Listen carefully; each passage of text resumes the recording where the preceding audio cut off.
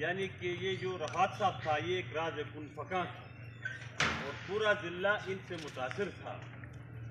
دوسرے شعر میں علامہ اقبال فرماتا ہے کہ خدائے لم یزل کی دست قدرت تو زباں تو ہے، یقی پیدا ہے غافل کے مغلوب گما تو ہے۔ ہم مغلوب گما ہے۔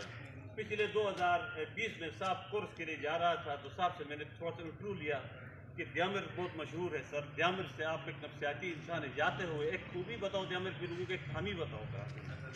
تو صاحب نے کہا کہ دیامر کے لوگ بہادر اور دلیر ہے، میں یہ خوبی یہ ہے کہا، خامی یہ ہے کہا کہ یہ مذہب کو مفاد پر بیچتے کا۔